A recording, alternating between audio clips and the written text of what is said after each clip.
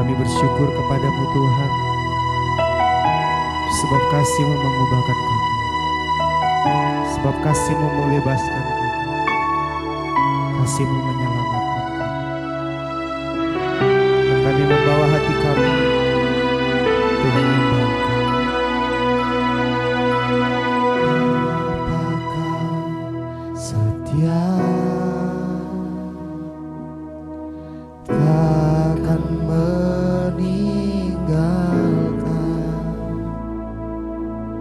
dan ku percaya Engkau milikku dan ku milikmu. Kerinduanku tinggikan namamu, karena ku tahu Engkau dalamku dan ku dalammu. Ubah hatiku seputih hatimu, setulus hatimu, kasih-Mu Tuhan. Biar mataku seperti matamu, pancarkan kasih-Mu. Ku mau jadi seperti-Mu.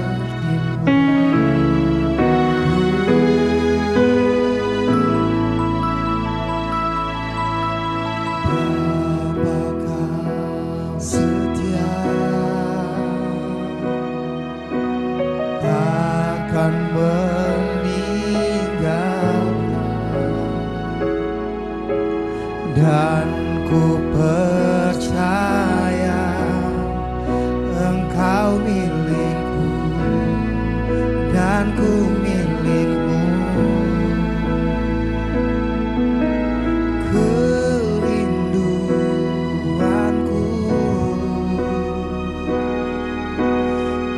tinggikan namamu,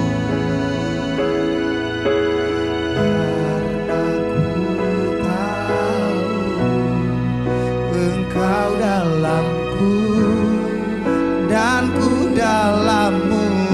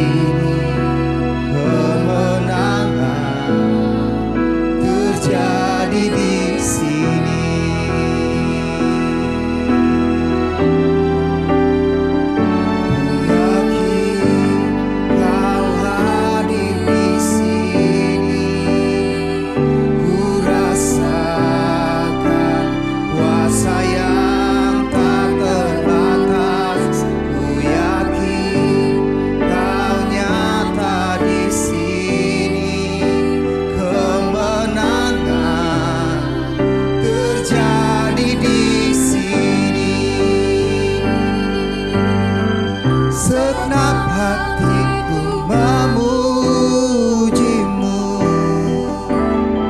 sungguh besar Kau Yesusku. Segenap jiwaku menyembahmu, Kau besar, Kau besar, Kau besar, Kau besar.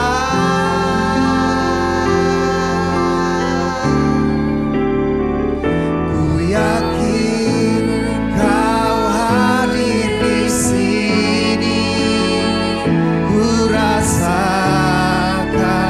kuasa yang tak terbatas. Ku yakin Kau nyata di sini, kemenangan terjadi di sini.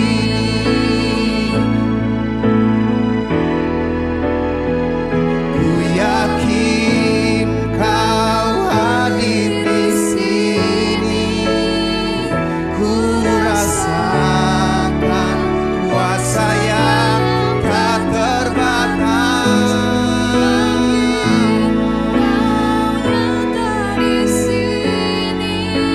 Kemenangan terjadi di sini, kesembuhan terjadi di sini, kelepas siksa terjadi di sini.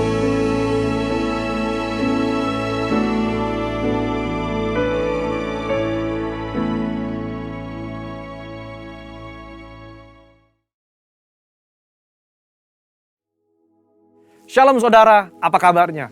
Pasti tetap bersemangat dan bersuka cita senantiasa. Nah, edisi Voice of Pentecost kali ini, kita akan membahas tentang tertanam di gereja lokal. Mungkin saudara pernah mengalami di mana aspirasimu ditolak di gereja lokal, atau pernah merasa dicuekin oleh gembala. Mungkin pernah dikecewakan, dan berujung kita pindah-pindah gereja, mencari tempat yang nyaman untuk beribadah. Saya ingin katakan bahwa saudara harus tetap tertanam di gereja lokalmu. Markus 4 ayat 26-29 memuat sebuah perumpamaan singkat tentang kerajaan Allah yang digambarkan dengan proses bercocok tanam. Ayat 27 berkata, lalu pada malam hari ia tidur dan pada siang hari ia bangun. Dan benih itu mengeluarkan tunas dan tunas itu makin tinggi. Bagaimana terjadinya tidak diketahui orang itu. Setiap proses untuk bertumbuh yang dialami sebuah benih terjadi di dalam tanah. Di tempat gelap, di mana tidak seorang pun yang bisa melihat dan mengetahuinya. Demikian pula dengan setiap kita sebagai benih. Ketika kita berkomitmen untuk tertanam di gereja lokal, kita akan mengalami berbagai proses yang mungkin tidak nyaman. Dan setiap proses tersebut tidak dapat dilihat oleh orang lain. Sayangnya, banyak orang yang menyerah ketika melewati proses krusial ini. Banyak yang tergoda untuk melihat rumput tetangga yang selalu terlihat lebih hijau dibandingkan rumput di rumah sendiri. Ingat, yang terlihat oleh mata kita hanyalah hasil akhirnya yang sudah tampak baik. Sementara yang tidak kita lihat adalah proses yang juga dialami oleh rumput tetangga ketika baru disemai dan masih di dalam tanah. Di era pandemi COVID-19 ini, di mana kita harus beribadah secara virtual, semua gereja berlomba-lomba dalam menyajikan konten yang terbaik, display yang estetik, musik yang menarik, dan kemampuan editing yang kekinian. Dalam sebuah survei yang dilakukan oleh Barna Research pada bulan Juli 2020, mengenai kehadiran jemaat lintas generasi dalam ibadah virtual di masa pandemi, 40% dari generasi baby boomer memutuskan untuk tetap tertanam di gereja lokal, 31% dari generasi X, dan hanya 30% dari generasi milenial yang tertanam di gereja. Padahal, benih yang terus-menerus dipindah media tanamnya akan membutuhkan waktu untuk beradaptasi di tanah yang baru. Dan tak jarang, benih itu akan mati dan tidak dapat berbuah lagi.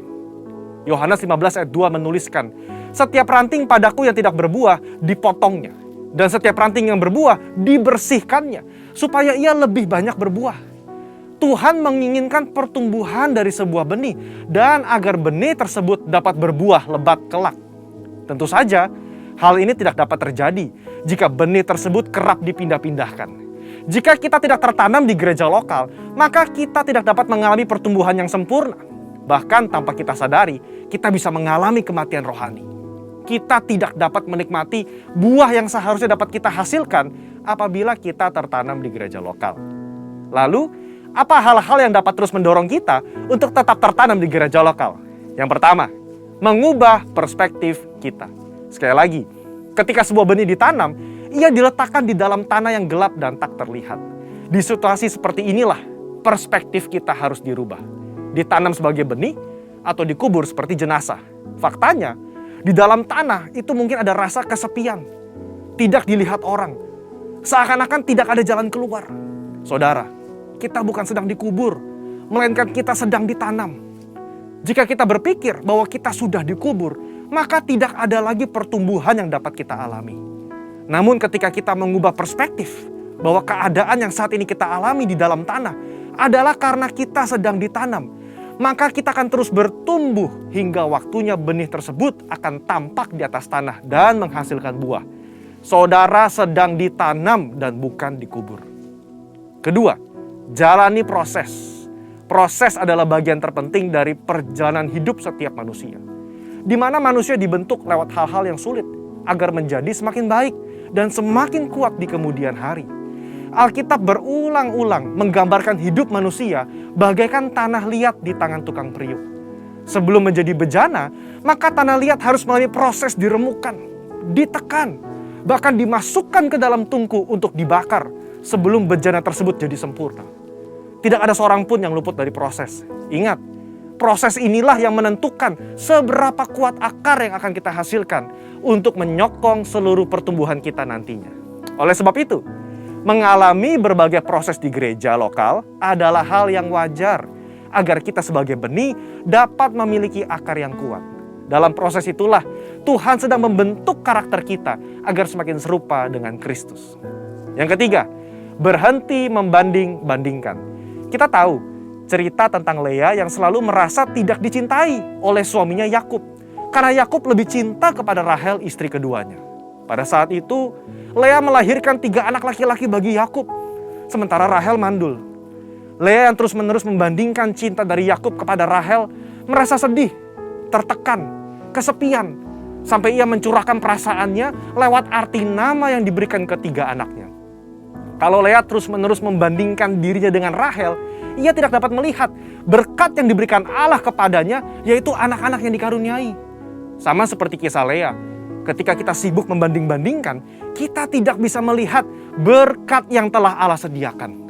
Dalam konteks ini, ketika kita terus membanding-bandingkan gereja lokal kita, pemimpin kita, rekan sepelayanan kita dengan gereja orang lain, kita tidak dapat melihat berkat dan tujuan yang telah Allah tetapkan ketika Ia menempatkan kita di gereja lokal kita saat ini.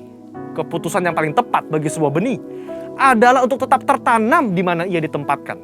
Sebagai benih yang ditanam di gereja lokal, mari ubah perspektif kita bahwa kita sedang ditanam dan bukan dikubur.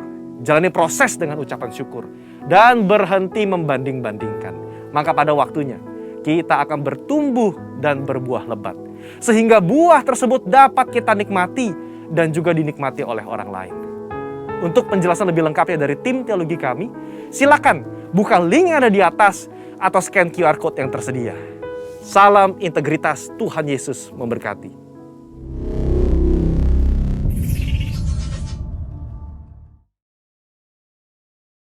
Shalom jemaat yang dikasihi Tuhan, senang sekali saya Pendeta Rubin Adi Abraham bisa melayani Anda pada hari ini. Pada hari ini saya akan menyampaikan firman dengan judul Roh Kudus dan Amanat Agung.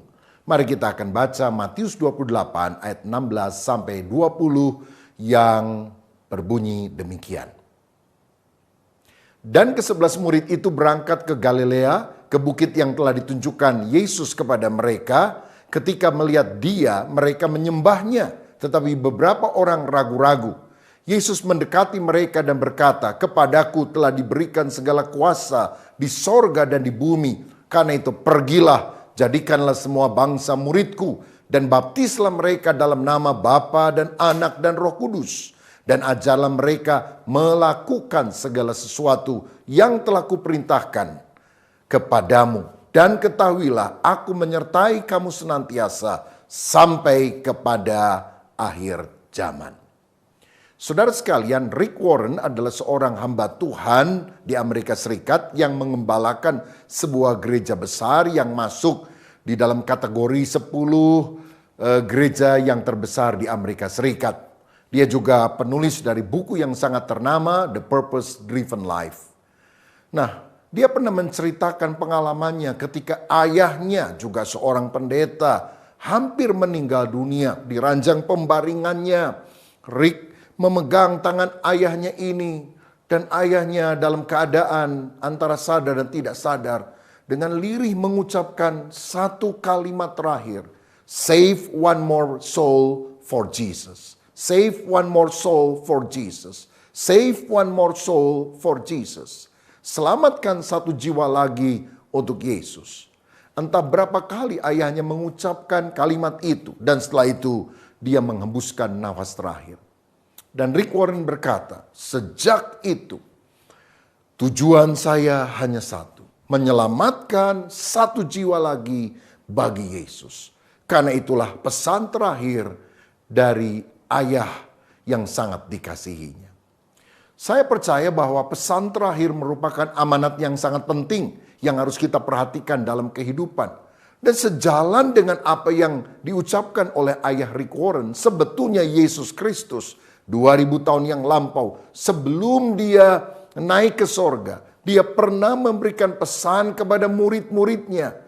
Pergilah, jadikanlah semua bangsa muridku, baptislah mereka dan ajarlah mereka melakukan segala yang telah kuperintahkan kepadamu. Inilah pesan terakhir dari Tuhan Yesus. Dan ini merupakan the Great Commission, amanat agung yang kita sebagai orang percaya gerejanya harus lakukan. Nah, dari pembacaan ayat firman tadi, saya ingin membagikan 3 hal untuk saudara. Yang pertama, kita melihat di sini adanya perintah Tuhan. Pergilah, jadikan semua bangsa muridku. Tahukah saudara bahwa kekristenan ditandai dengan 2 kata yang sangat penting. Come and go. Marilah dan pergilah. Pertama, kita diundang oleh Tuhan untuk datang menikmati pengampunan dosa, persekutuan dengan Dia. Marilah kepadaku, kamu sekalian yang letih, lesu, dan berbeban berat. Aku akan memberikan kelegaan kepadamu. Matius 11 ayat 28. Tetapi kemudian Tuhan memberikan perintah amanat agung dalam Matius 28 ayat 19 dan 20. Pergilah, jadikan semua bangsa muridku. Saudara, amanat agung merupakan tugas utama yang harus dikerjakan oleh gereja di atas muka bumi ini. Gereja terbentuk pada hari Pentakosta ketika Roh Kudus dicurahkan. Dan kemudian Petrus menyampaikan kabar keselamatan sehingga 3.000 penduduk Yerusalem dan sekitarnya bertobat dan dibaptis. Bila amanat agung yang Yesus katakan pergi jadikan semua bangsa muridku tidak dilakukan, gereja tidak terbentuk. Berarti gereja lahir karena ketaatan akan amanat agung ini dalam pelaksanaannya. Nah, dari ayat yang telah kita baca tadi sebetulnya ada 4 kata kerja di ayat 19 dan 20. Dan hanya ada 1 kata perintah imperatif atau kata kerja induk. Dan itu adalah jadikanlah murid. Matetheusate dalam bahasa Yunaninya. Intinya, amanat agung adalah supaya kita memuridkan semua bangsa sebagai murid Kristus. Kata murid di dalam perjanjian baru ditulis 269 kali. Padahal kata Kristen hanya dicatat 3 kali. Dan kata orang percaya hanya ditulis 2 kali. Berarti penting sekali untuk menjadikan semua orang yang percaya kepada Yesus benar-benar menjadi murid yang sejati. Bukan hanya menjadi orang banyak yang berbondong-bondong, berduyun-duyun. Waktu lihat mujizat misalnya 5 roti dan 2 ikan. Tapi kemudian meninggalkan dia ketika masalah terjadi. Tapi benar-benar menjadi murid yang militan. Saudara, dan dari 4 kata kerja itu, kata kerja utamanya yang merupakan bentuk perintah atau imperatif adalah jadikan murid. Sedangkan 3 kata kerja lain merupakan kata kerja bantu atau participle. Yang pertama adalah pergilah, poriutentes. Yang kedua baptislah, baptizontes. Dan yang ketiga ajarlah, didaskontes dalam bahasa Yunaninya. Berarti perintah amanat agung itu hanya satu, pemuridan. Tetapi untuk mewujudkannya ada 3 hal yang kita harus kerjakan. Yang pertama pergilah, yang kedua baptislah, dan yang ketiga adalah ajarlah. Nah saudara sekalian, sekarang kita akan melihat bagaimana kita bisa menjadikan orang sebagai murid Kristus. Karena gereja yang tidak mentaati amanat agung sebetulnya bukan gereja yang sejati. Yang pertama, pergilah. Ini berarti kita harus memberitakan Injil atau bersaksi. Bersaksi bahwa Yesus yang adalah Allah yang menjadi manusia telah rela memikul segala dosa kita dengan mati di salib. Tetapi dia bangkit pada hari yang ketiga. Dan setiap orang yang percaya kepada dia akan diselamatkan. Hidupnya akan diubahkan. Saudara, itu sebabnya penting sekali untuk kita bisa memenangkan jiwa. Nah, kata pergilah yang berasal dari kata poriutentes. Ini sebetulnya merupakan kata kerja deponen atau pasif. Yang kalau diterjemahkan bisa berarti demikian. Sementara kamu pergi atau sambil kamu pergi, ini menunjukkan bahwa untuk memberitakan Injil, saudara tidak harus pergi dulu dari lingkungan di mana saudara berasal. Misalnya, saudara yang tinggal di Jakarta misalnya atau di Bandung tidak perlu pergi dulu ke Papua atau tidak perlu pergi dulu ke Afrika untuk menjadi murid Kristus. Dimanapun kita berada, sambil kita ada di dalam lingkungan itu, beritakan Injil. Nah, kita lihat prinsip ini dilakukan oleh gereja yang mula-mula. Dalam Kisah Rasul 8 ayat 1b dan 4 dikatakan demikian. Pada waktu itu mulailah penganiayaan yang hebat terhadap jemaat di Yerusalem. Mereka semua kecuali rasul-rasul tersebar ke seluruh daerah Yudea dan Samaria. Dan ayat 4, mereka yang tersebar itu menjelajah seluruh negeri itu sambil memberitakan Injil. Nah berarti ketika ada penganiayaan kepada jemaat di Yerusalem, mereka mengalami diaspora, tersebar kemana-mana. Siapa yang tersebar? Jemaat. Karena para rasul dikatakan pada waktu itu masih ada di Yerusalem. Dan mereka yang tersebar itu pergi kemanapun mereka berada dan memberitakan Injil kepada orang-orang di sekitar mereka. Ini menunjukkan bahwa penginjilan bukan hanya tugas pendeta, tapi tugas semua orang percaya, tugas semua murid Kristus. Saya percaya kerinduan Allah yang utama adalah agar jiwa-jiwa diselamatkan. Alkitab berkata, sorga bersukacita bukan karena manusia bisa mendarat di bulan, bukan karena ada HP yang terbaru ditemukan, tetapi sorga bersukacita ketika orang berdosa bertobat dan kemudian dibaptis tentunya. Ada banyak orang bangga sekali kalau gerejanya penuh sesak. Wow, gereja saya maju, penuh sesak. Kenapa gereja penuh? Ada yang bilang, oh karena pelayan Tuhan di gereja kami militan semua. Ada yang bilang, oh karena pujian penyembahan di tempat kami. Wow itu dahsyat, hadirat Allah turun. Jadi banyak orang datang ke gereja kami penuh sesak. Tetapi saudara tahu kenapa sebetulnya gereja penuh sesak? Karena gereja dibatasi oleh 4 tembok. Coba jebol semua temboknya. Sesak atau enggak? Apalagi kalau kebaktian di tanah lapang yang gede banget. Enggak akan sesak saudara sekalian. Jadi kalau saudara mau bilang, wow gereja saya penuh sesak. Bikin aja gereja yang ukurannya kecil sekali.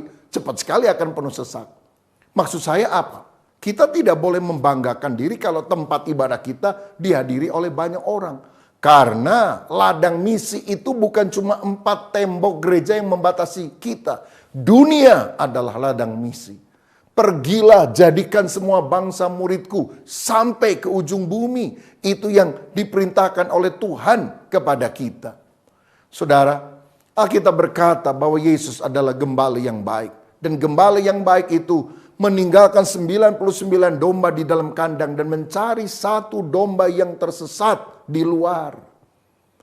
Dan masalahnya sekarang, yang di dalam kandang itu bukan 99 domba. Masa sekarang yang di dalam kandang cuma 1 domba. Yang 99 itu masih ada di luar. Sehingga penginjilan supaya orang mendengar kabar baik, kabar keselamatan tentang Yesus. Dan kemudian membawa mereka menjadi anggota keluarga Allah. Sebagai tubuh Kristus, sebagai orang percaya. Sangat penting untuk dilakukan. Sayang sekali ada banyak gereja pada masa kini sangat sibuk dengan kegiatan internal. Sehingga akhirnya banyak yayasan penginjilan, para church itu bermunculan.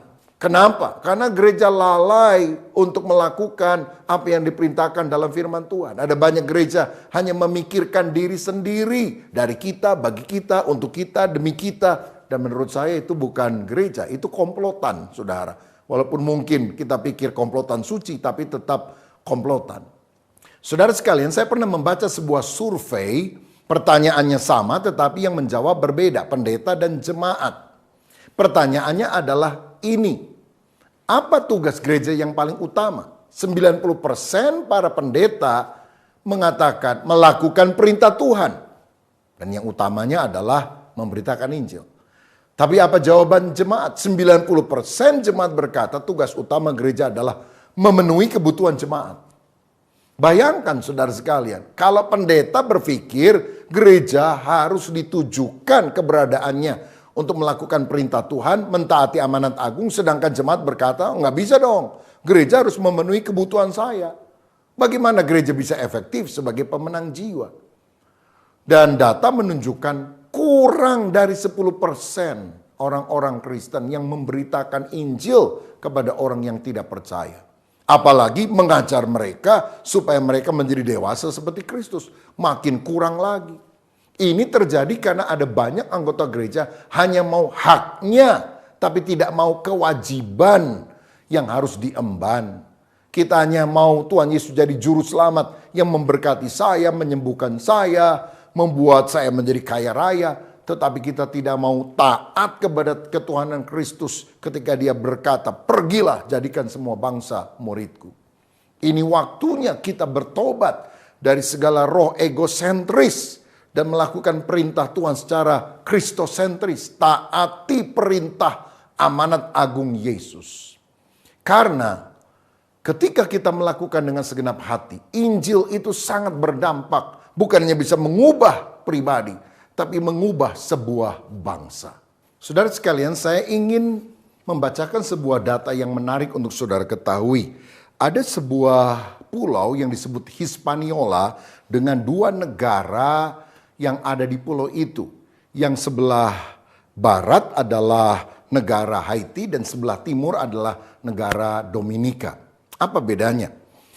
Orang-orang di Haiti berbahasa Prancis, penduduknya sekitar 9 juta, tapi 80% percaya kepada voodoo, penyembahan berhala. Ini merupakan negara termiskin di barat. Pada tahun 2010 terjadi gempa bumi dan 300.000 orang meninggal dunia, 1,5 juta orang kehilangan tempat tinggal karena peristiwa tersebut. Tetapi negara tetangganya di pulau yang sama, yaitu Dominika berbahasa Spanyol, penduduknya 10 juta, tidak terlalu jauh daripada Haiti. Tetapi 95% itu adalah orang-orang Kristen. Mereka hidup makmur, pendapatan per kapita mereka 10 kali lebih besar daripada penduduk Haiti. Dan ketika terjadi gempa bumi tahun 2010 itu tidak ada yang meninggal di Dominika dan tidak ada kerusakan di tengah masyarakat. Apa yang menjadi pembeda? Saudara, orang di Haiti percaya kepada voodoo, penyembahan berhala. Mereka melakukan ritual telanjang, mengorbankan anak kepada kuasa kegelapan, sering melakukan tarian sampai mereka kesurupan dengan kuasa roh jahat, kemasukan arwah. Mereka percaya kepada zombie, roh teritorial, melakukan biseksual, dan ada perayaan homoseksualitas. Sedangkan orang-orang Dominika, mayoritas Kristen, mereka sangat menjaga martabat dan kesopanan. Mereka sangat yakin bahwa anak-anak adalah anugerah daripada Tuhan. Mereka hanya menyembah Tuhan Sang Pencipta. Mereka sangat yakin kuasa iblis ada di bawah kaki Yesus dan tidak mau menyembah kuasa gelap. Semua penyembahan berhala mereka anggap mitos dan mereka melakukan normal gender di dalam pernikahan, bukan pernikahan antar sesama jenis. Nah, saya ingin berikan sebuah contoh lain perbedaan antara Korea Utara dan Korea Selatan. Saudara, kedua negara ini berada di semenanjung Korea, sama secara geografis. Tetapi karena konflik maka tahun 1945 secara artificial ditarik garis pemisah di 38 lintang utara. Nah, ternyata penduduk Korea Utara banyak yang miskin, banyak yang kena penyakit TBC, malaria, hepatitis. Pada tahun 1994 sampai 1998 terjadi kelaparan di Korea Utara dan sekitar 3 juta orang meninggal di sana. Sedangkan di Korea Selatan tidak ada orang meninggal karena kelaparan pada waktu itu. Dan sejak tahun 1950 sebagian besar terlindung dari bencana alam. Bahkan kini Korea Selatan menjadi negara dengan ekonomi terkuat ke-11 di dunia. Nah, apa yang menjadi faktor pembeda utama? Korea Utara mayoritas ateis, komunis, 65% sekuler, 16% percaya perdukunan, 5% Buddhis, 1% kurang itu Kristen dan juga dianiaya, Alkitab dilarang. Sedangkan di Korea Selatan sejak tahun 1950-an kebaktian doa dilakukan di berbagai gereja. Tahun 1958 Pastor Choi Yong-gi menanam Yoido Full Gospel Church yang merupakan gereja terbesar di dunia yang pernah mencapai jumlah 800.000 orang. Pada tahun 1990, 5 gereja terbesar di dunia itu semuanya ada di Korea Selatan. Dan hari-hari ini sekitar 30% penduduk Korea Selatan adalah Kristen. Dari 2 objek ini kita melihat bukti bahwa penjelasan yang terbaik mengapa ada perbedaan yang sangat kontras antara Haiti dan Dominika, Korea Utara dan Korea Selatan adalah penjelasan yang alkitabiah. Banyak orang yang tidak percaya di Korea Utara dan Haiti, sedangkan banyak orang yang percaya di Korea Selatan dan Dominika. Sehingga ada ambang batas untuk intervensi ilahi dan ada titik kritis untuk penghakiman ilahi.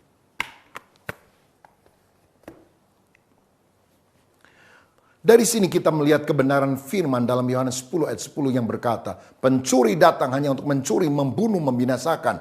Tetapi Yesus datang supaya kita hidup di dalam kelimpahan. Oh saudaraku, betapa pentingnya kita memberitakan Injil. Karena itu akan mengubah bukan hanya pribadi, tapi mengubah bangsa. Tetapi hal kedua yang diperintahkan oleh Tuhan adalah baptislah. Ini menunjukkan orang yang percaya kepada Yesus harus segera dibaptis. Karena baptisan merupakan kesaksian awal yang dapat dilihat orang bahwa kita ini sungguh-sungguh percaya kepada Kristus. Nah, caranya adalah baptiso, diselamkan ke dalam air sebagai tanda pertobatan. Mungkin ada yang bilang, tapi ada tuh orang yang tidak dibaptis selamat, penjahat di sebelah salib Yesus. Benar, tetapi dia tidak mampu untuk turun dari salibnya. Tapi kalau saudara masih ada waktu, kesempatan, namun tidak mau dibaptis, itu menunjukkan bahwa saudara tidak sungguh percaya. Dan orang yang tidak percaya tidak akan diselamatkan. Dan jangan pernah menunda kesempatan untuk dibaptis karena waktu bukan punya kita. Saya teringat satu kali ada sebuah keluarga dulu memang bukan orang percaya. Tapi anak-anaknya sekolah Kristen akhirnya ke gereja semua, bahkan ibunya juga ikut ke gereja. Cuma bapaknya yang belum. Nah bapaknya ini sebetulnya tidak menentang untuk mereka jadi Kristen. Tapi gak pernah mau kalau diajak ke gereja, apalagi kalau dibaptis. Tapi satu kali saudara, suaminya kena serangan jantung mendadak, masuk ke ICU dan dia sadar kalau dia mati. Wah bisa masuk neraka ini karena dia belum sungguh bertobat, belum percaya, belum dibaptis.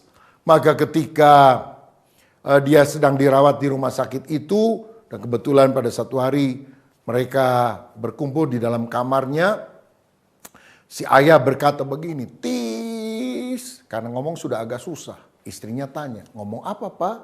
Tis. Anak pertama, kedua, dan ketiga bingung. Apa ini maksudnya?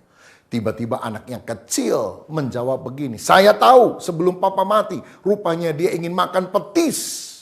Maka dibelikanlah petis dan dijejalkanlah ke dalam mulutnya. Matilah dia, saudara. Padahal yang dimaksud adalah minta baptis, bukan minta petis.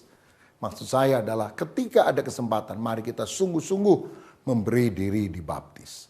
Dan hal yang ketiga yang harus dilakukan adalah ajarlah. Orang yang telah mendengar Injil, dibaptis, harus diajar untuk mengetahui perintah Tuhan dan kemudian taat melakukan. Sehingga ada keseimbangan antara doktrinal dan praktikal. Ngerti kebenaran dan melakukan kebenaran. Kisah Rasul 2 ayat 42 mencatat bahwa jemaat gereja mula-mula mereka bertekun dalam pengajaran rasul-rasul. Ya, di dalam doktrin yang diajarkan para rasul dan dalam persekutuan, dan mereka selalu berkumpul untuk memecahkan roti dan berdoa. Saudara, bertekun dalam pengajaran atau doktrin yang bersumber dari Alkitab akan menghasilkan pertumbuhan rohani yang baik di dalam kehidupan seorang.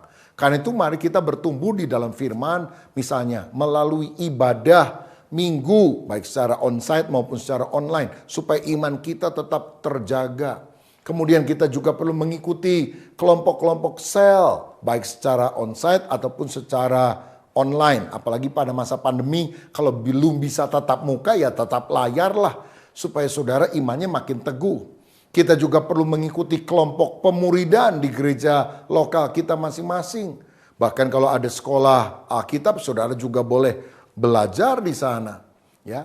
Dan jangan lupa baca Alkitab setiap hari, renungkan itu siang dan malam supaya kita makin ngerti ajaran Tuhan dan kemudian kita mempraktekannya. Dan jika kita melakukan 3 hal tadi, yaitu pergilah, baptislah, ajarlah, maka kita akan bisa memuridkan orang lain dengan siklus tadi. Jadi untuk menjadikan murid, pertama pergilah, kedua baptislah, dan yang ketiga adalah ajarlah.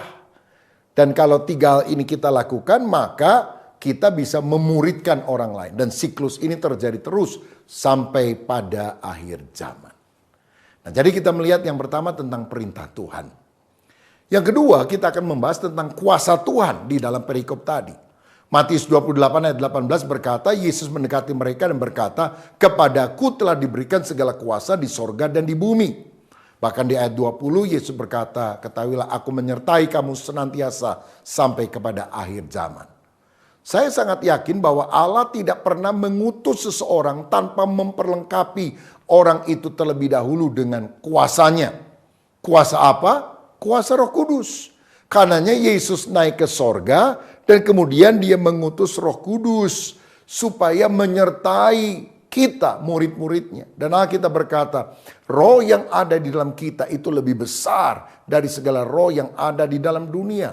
Ini adalah perlengkapan kuasa yang tanpa batas yang Tuhan berikan kepada setiap murid Kristus. Tuhan ingin agar kita dilengkapi dengan kuasa Roh Kudus. Karena kalau Roh Kudus berkarya dalam hidup kita, dia akan bekerja keluar dan juga ke dalam. Bekerja keluar, dia memberikan karunia-karunia roh, mujizat-mujizat, tanda-tanda ajaib. Tetapi dia juga harus bekerja ke dalam, membangkitkan buah roh, kasih, sukacita, damai sejahtera, kesabaran, kemurahan, kebaikan, kesetiaan, kelemah lembutan, penguasaan diri. Sehingga antara karisma dan karakter ada keseimbangan. Saudara, kita perlu diurapi dengan Roh Kudus. Karena apa? Memberitakan Injil supaya orang-orang percaya kepada Yesus sebetulnya adalah konfrontasi dengan kuasa roh jahat. Penginjilan adalah peperangan rohani. Merebut manusia dari tangan iblis dan membawanya kepada Kristus. Karenanya dalam Kisah 1 ayat 8 dikatakan, "Tetapi kamu akan menerima kuasa, dunamos, power, kalau Roh Kudus turun ke atas kamu dan kamu akan menjadi saksiku di Yerusalem, di Yudea, di Samaria, dan sampai ke ujung bumi." Ingat ke saudara bahwa ketika Yesus mati di salib dan murid kemudian mulai mendengar selentingan bahwa Yesus bangkit, mereka masih berkumpul dalam sebuah ruangan sambil mengunci tempat itu karena mereka takut kepada orang-orang Yahudi. Tetapi tiba-tiba Yesus hadir di tengah mereka. Dan setelah mereka penuh dengan Roh Kudus pada hari Pentakosta, mereka tidak lagi mengunci pintu karena ketakutan. Petrus dan murid-murid yang lain berkhotbah dari loteng Yerusalem. Bukan kepada orang yang ada dalam ruangan, tetapi terutama kepada orang yang ada di luar ruangan. Supaya mereka bertobat dari segala dosa dan percaya kepada Yesus. Murid Yesus itu bukan orang terpelajar. Banyak di antara mereka adalah nelayan sederhana. Tetapi ketika Roh Kudus turun, maka semua orang heran melihat hikmat mereka, keberanian mereka. Yang sebetulnya sumbernya adalah Roh Kudus.